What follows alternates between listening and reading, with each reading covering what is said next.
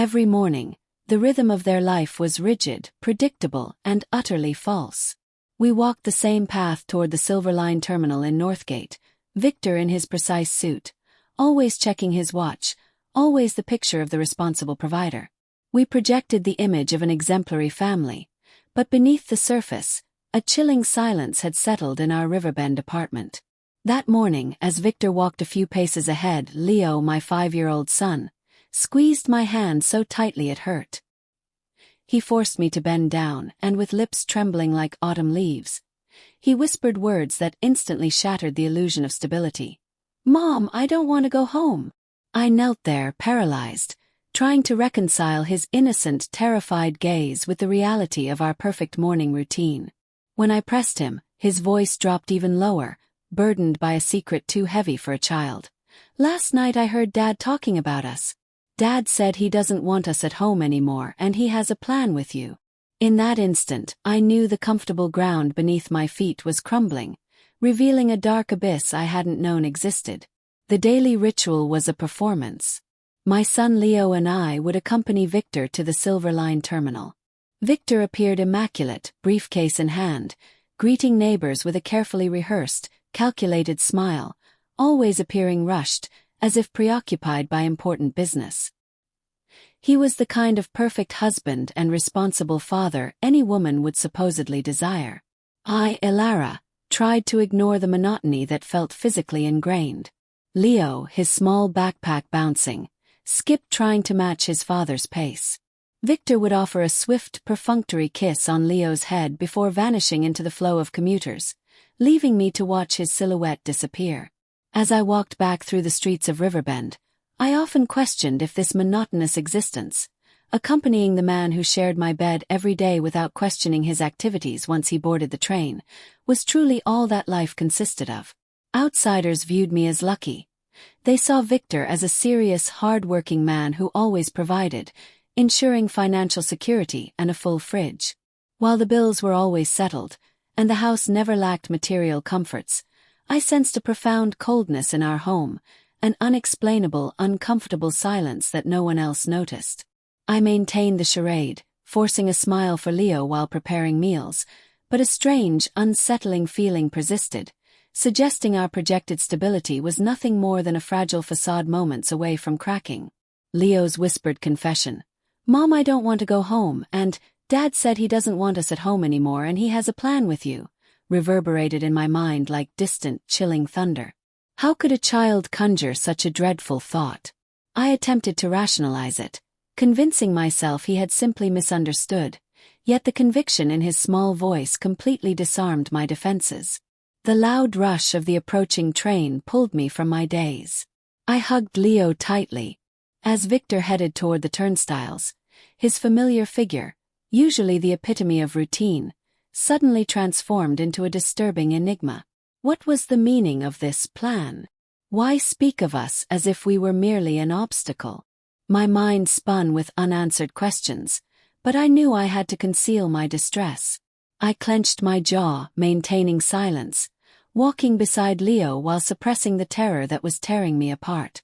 When Victor glanced back to wave goodbye with his customary smile, I forced a calm expression and raised my hand, faking normality even as my heart violently pounded against my ribs. Instinct told me that any unusual movement or visible fear could instantly trigger his suspicion.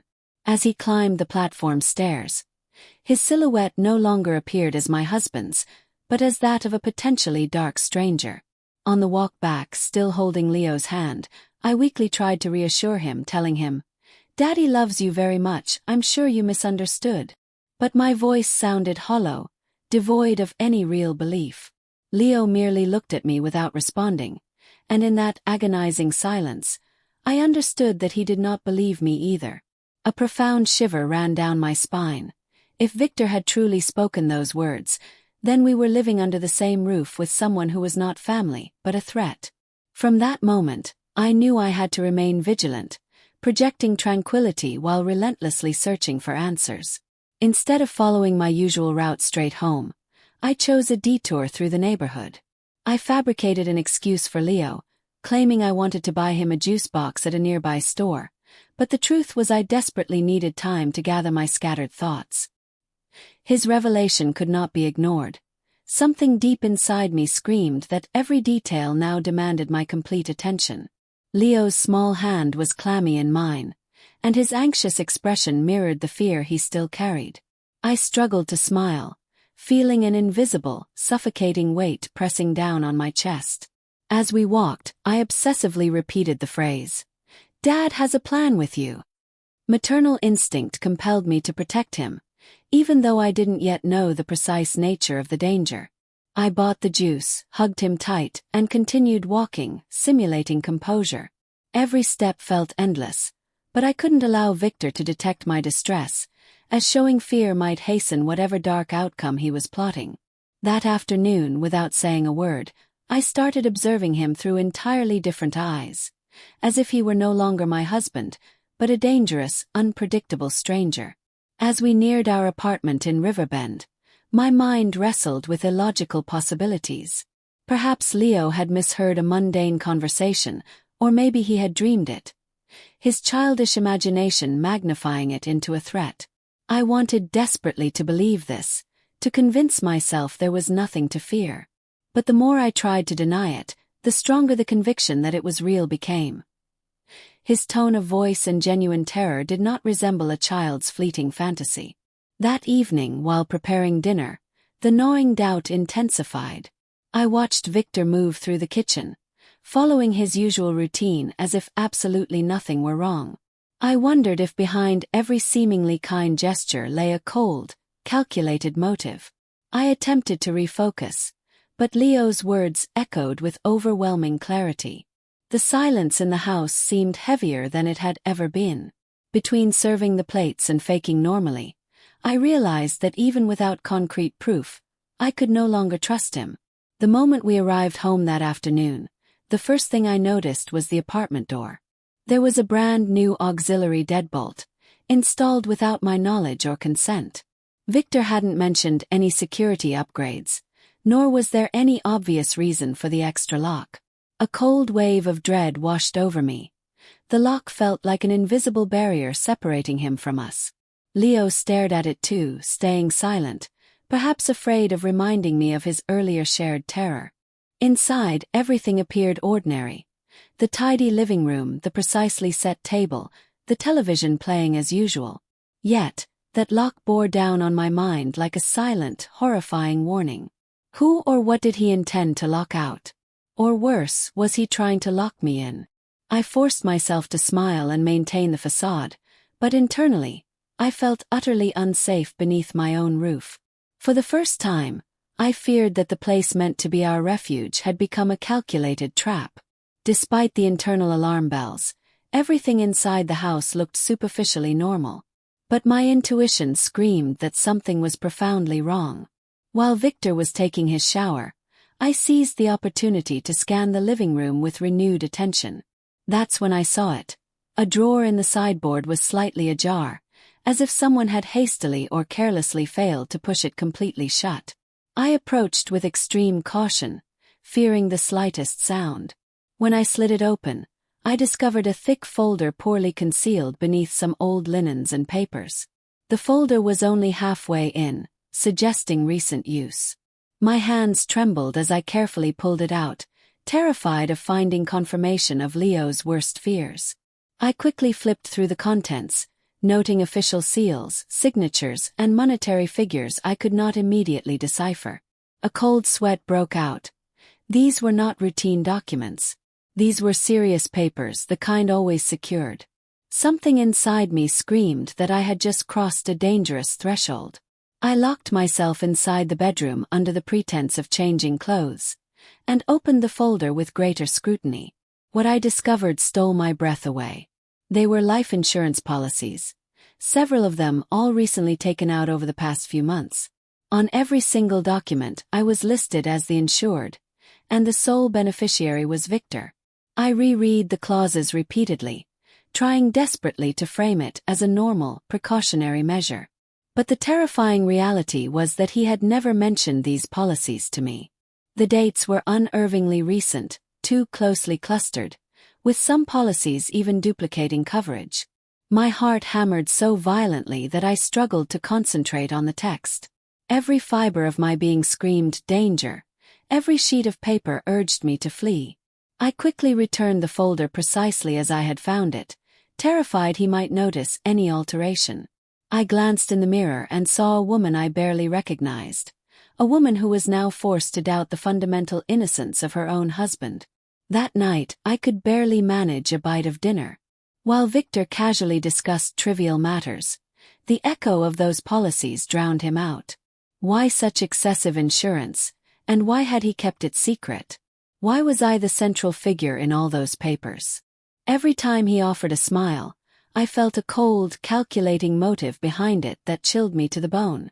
I continued to feign normality, but the knot in my stomach refused to loosen. Later, putting Leo to bed, I sat beside him, stroking his hair while he slept. The peaceful rhythm of his breathing only highlighted the unbearable internal storm consuming me. I contemplated getting up and running away that very instant, but I had nowhere safe to go and no concrete evidence to justify such a drastic departure. I closed my eyes, taking a deep breath, knowing I had to gain time and proceed with extreme caution. Anguish wrapped around me, but it simultaneously sharpened my senses, pushing me to be more alert than ever. The next afternoon, while preparing Leo's snack in the kitchen, I overheard Victor on the phone in the living room. This was clearly not a typical work conversation. He spoke in hushed tones, but his words sliced through the air. "This week it has to be closed. No one can find out," he stated with a firmness that made my skin crawl.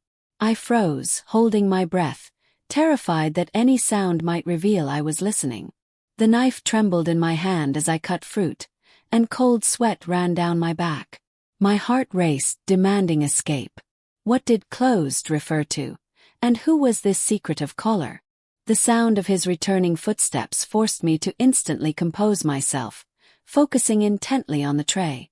When he entered the kitchen, I met his gaze, trying to hide my nervousness, but nothing he said could seem innocent to me anymore. That call had solidified the certainty. He was plotting something sinister.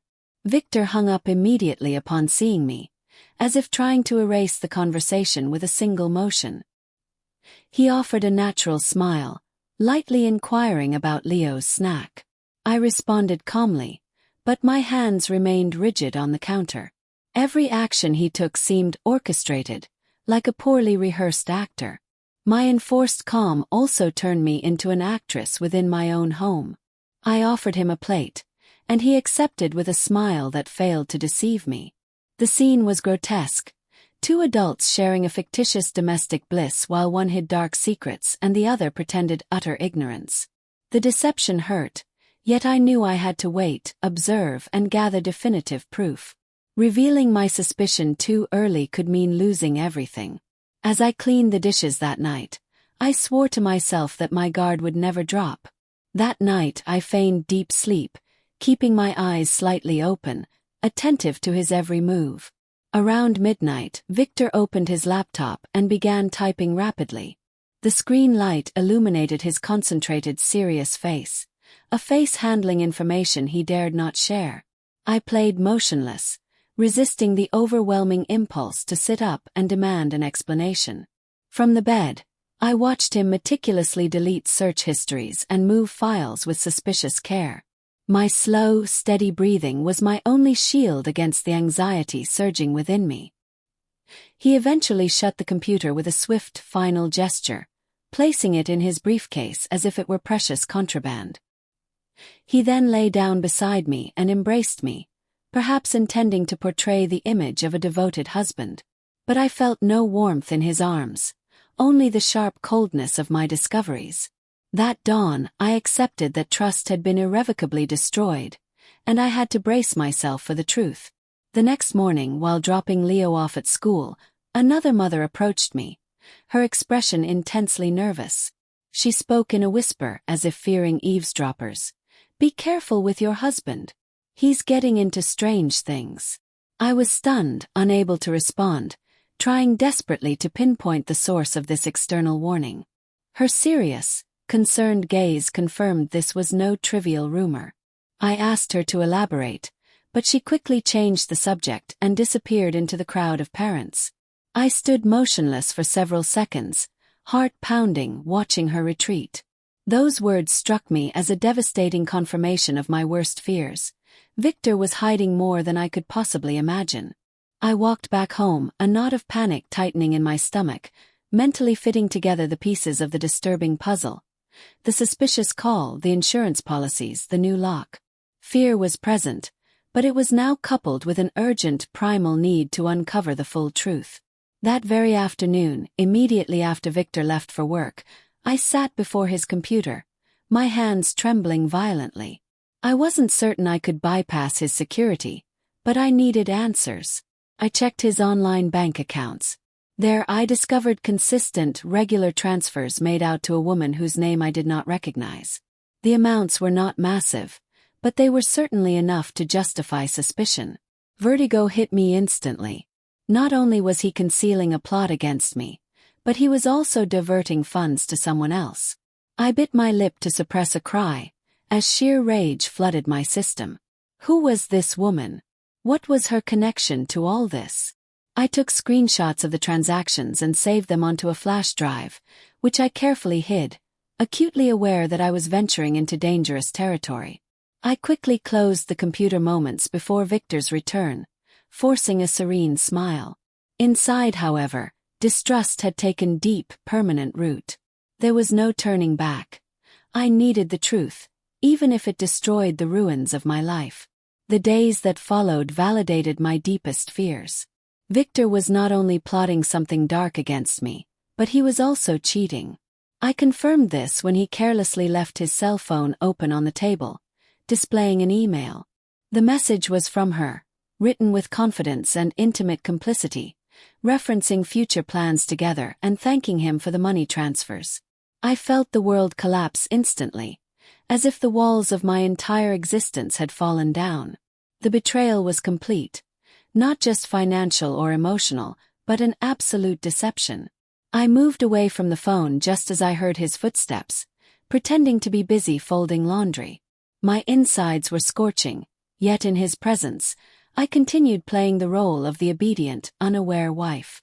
The pain of imagining how many times he had looked directly into my eyes while lying, without blinking, was excruciating. The double betrayal, my life was in danger, and my dignity was being trampled, was unbearable. Listening to him snore that night, I swore I would not surrender. I had to discover the full extent of his deception and establish a strategy to protect Leo and myself. That afternoon, while folding clothes in the bedroom, Leo's small arms wrapped around my waist. He looked up, his eyes filled with profound fear. In a shaky whisper he pleaded, "Mom, don't tell Dad anything. I'm scared." Those words were daggers. A 5-year-old should never bear such anguish, but he already understood the danger better than I wanted to admit. I knelt, hugging him tightly, silently pledging never to abandon him. The innocence of his fear confirmed the necessity for extreme caution. If he perceived the danger, I could no longer deny reality. I stroked his hair and reassured him with a forced smile that things would somehow be all right. But desperation was boiling. I had to protect him, even if it meant performing for Victor every single second. Leo's plea became my warning. Silence was the necessary currency to buy time. I decided we needed a temporary sanctuary. I informed Victor that Leo had developed a persistent cold and that we would spend a few days at my sister Anya's house to ensure he rested. I feigned perfect maternal concern. Surprisingly, Victor raised no objections. Perhaps he was secretly relieved by our absence, a thought which only solidified my belief that he was preparing something. I packed a small bag of essentials and left, holding Leo's hand, feeling like we were escaping an invisible, oppressive prison. At Anya's house, I found a momentary respite, yet the need to continue the charade persisted. I couldn't share the full truth with Anya for fear that Victor would somehow find out and his reaction would be far worse. I simply told her I needed company and peace. For those few nights, I slept a little more soundly, knowing we were physically separated from that man. However, Victor's shadow still pursued me like an omnipresent ghost. One afternoon, while collecting laundry from Anya's balcony, an unexpected neighbor from Riverbend visited. She quietly mentioned seeing Victor enter our apartment building accompanied by an unfamiliar woman. My heart sank, but I forced indifference so she wouldn't guess the depth of my pain. The description matched the person I had seen listed in the bank transfers. Serafina. My stomach clenched, imagining her inside my home, taking a space that belonged to me. I merely nodded, thanking her for the information. Internally, a storm of rage and helplessness raged. I retreated to the bathroom so Leo would not witness my tears. The betrayal was no longer a suspicion. It was a proven fact, brazenly flaunted within the very walls of my house. Looking at my tear-streaked reflection, I realized I couldn't stay passive. Victor was not only planning a scheme against me, but he had erased every trace of respect for our marriage, and that realization gifted me renewed strength to fight. One night, unable to endure the uncertainty any longer, I secretly drove back to our apartment. I left Leo safely with Anya and ascended the stairs, my heart pounding violently. From the interior courtyard window, I saw the illuminated living room. Victor and the same woman from the transfers, Serafina, were there. They were sitting on our sofa, laughing, wine glasses in hand. The sight was a brutal slap across the face. My home was no longer mine. He had handed it over to another. I stood frozen, the cold cement seeping through my clothes, unable to tear my gaze away from the blatant betrayal. The way he looked at Serafina left no room for doubt. This was more than a casual affair. It was an active complicity. A potent mixture of rage, humiliation, and fear consumed me. If he was brazen enough to bring her into our home, he was certainly capable of executing any destructive plan against me without a shred of remorse. I left with contained tears, vowing that this would be the last time I watched him from a distance, paralyzed and passive. A few days later, hiding again near the building entrance, I overheard the confirmation I desperately needed. Serafina, her voice confident and sharp, told Victor, "Once she signs the papers, everything will be ours." That single phrase instantly chilled my blood. It aligned perfectly with the insurance policies I had discovered and every suspicious action I had witnessed. This was far beyond infidelity. It was a full-blown conspiracy.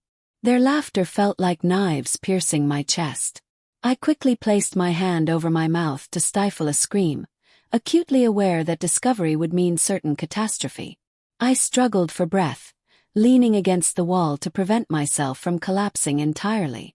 In that moment, I understood that my life was in genuine, imminent danger. These were not figments of my imagination or exaggerated fears from a child. This was a gruesome plan already in motion. I fled without looking back, absolutely determined not to let Victor destroy me. The time for cautious waiting was over. The time to act had arrived. With trembling hands and nerves stretched to breaking point, I gathered the insurance documents and the bank transfer screenshots. I went to the nearest police precinct, feeling as though I carried a ticking bomb in my purse. As I recounted my terrifying story, the officer listened attentively, though his furrowed brow conveyed deep incredulity. "It could just be economic fraud," he suggested. "But we don't have proof that he plans to physically harm you." His words felt like a freezing splash of water. I felt the ground give way. The legal system seemed to be denying the protection I so desperately needed. I pleaded with him to take my full statement, to at least officially register everything I had observed. The officer agreed to record the complaint but warned me that without further, concrete proof, intervention would be extremely difficult. I left the precinct with a suffocating lump in my throat, holding Leo's hand, promising myself I wouldn't surrender. If justice hesitated, I would find the evidence myself. The officer's expression held a mix of skepticism and compassion. He reiterated that without direct evidence of an attempted assault, what I possessed was merely suspicion. His phrasing wounded me, making me feel that my fear and Leo's genuine terror were being reduced to simple conjectures. I insisted, detailing the new deadbolt, the hidden folder, everything. He just nodded, appearing obligated to listen but without any real intent to act immediately. I departed feeling abandoned, alone against the danger. Walking down the street, my heart heavy, I squeezed Leo's hand as he asked, timidly, if we were safe yet. I lacked the courage to lie. The disbelief of those officials was another painful blow, a reminder that I was the one who had to find the definitive proof. From that moment, I decided I would not wait for others. I would expose Victor myself. Upon returning to Anya's house, I suddenly recalled something Leo had mentioned days prior. One evening, while playing with his tablet, he had accidentally recorded a fragment of a conversation between his father and Serafina. I asked him to show me, and with his small, uncertain fingers, he navigated to the audio file. In the recording, Victor's voice was distinctly clear, deep, and confident, saying, "Once she signs the will, everything will be ready." That phrase sent a shudder through me, like deadly cold running down my spine. The recording was short, but it was sufficient proof that a concrete, deadly plan existed. I hugged Leo silently, immensely grateful that his innocence had unexpectedly provided the key to unlock the truth. For the first time in weeks, I felt armed against Victor. I possessed something he could not deny or dismiss as coincidence. I carefully stored the tablet, fully aware that this file was my salvation, but could also cost us dearly if he discovered it. I reviewed the audio repeatedly, noting every pause and word. It was the missing piece of the terrifying puzzle. I decided I would return to the precinct the very next day, the recording in hand. That night, sleep was impossible. I pondered how Victor might react if he suspected I held proof against him. Every sound outside felt like a warning, every shadow a reminder of our precarious safety. Leo slept beside me while I kept vigil, the tablet pressed against my chest. The next day, the detective listened to the recording, and his demeanor instantly shifted.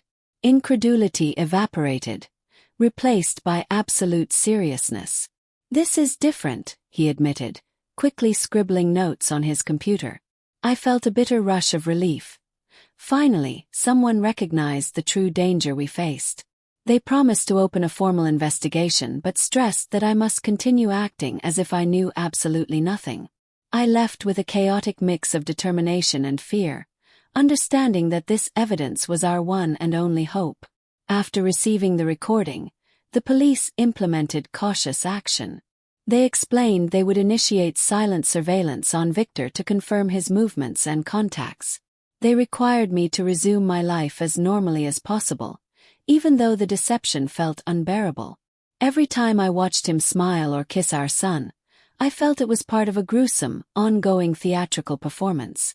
I had to fake calm, but a constant, violent storm raged internally. Officers installed discreet surveillance around our Riverbend apartment. I knew they were watching from a distance, invisible. It felt surreal to walk down the street, feigning routine, while secretly protected. Fear consumed me, yet it also gave me strength. I was no longer utterly alone. Each passing day was a brutal battle between appearing normal and resisting the urge to confront him directly. One afternoon, a call came from the detective. He informed me that Victor had been observed in a bar in downtown Bayport, meeting with an unknown man. They were apparently discussing the specifics of a supposed home accident.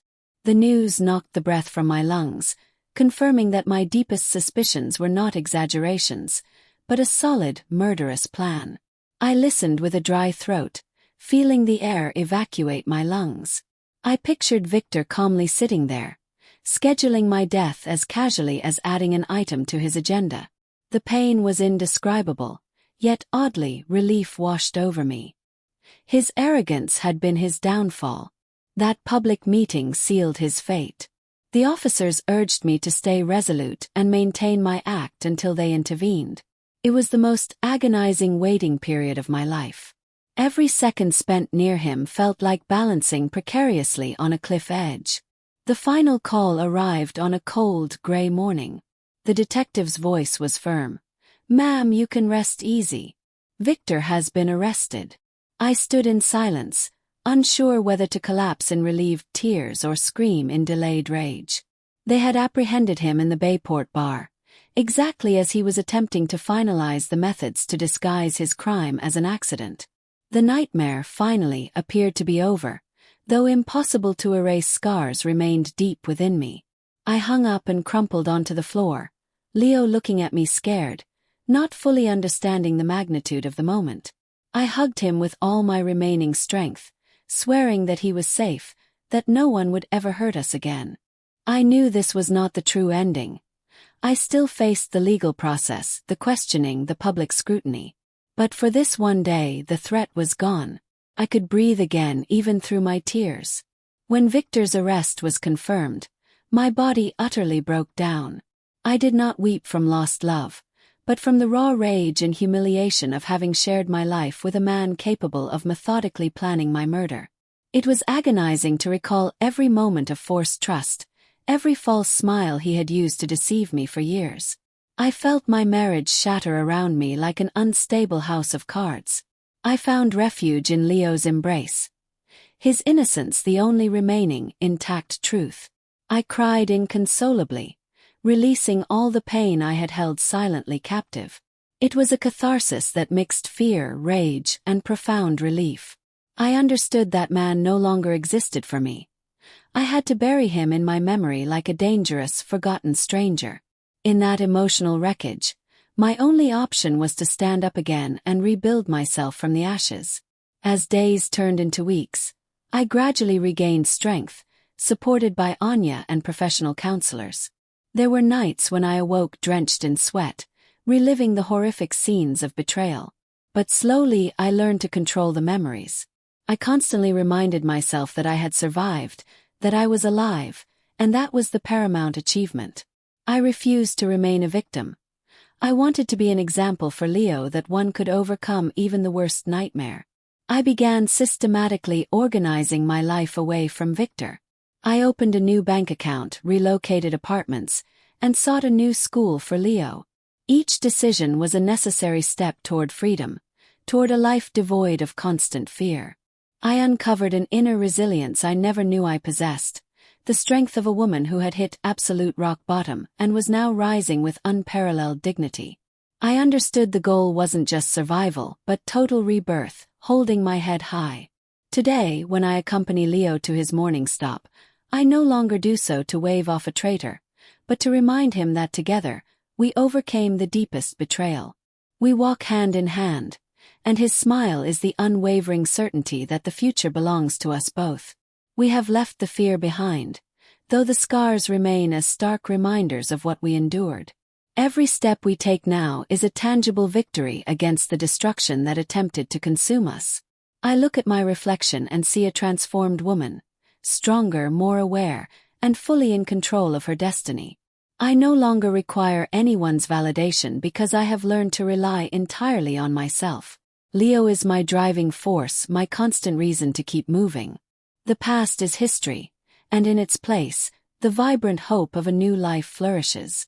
This is my rebirth, the certainty that darkness can never extinguish the light of those who refuse to surrender.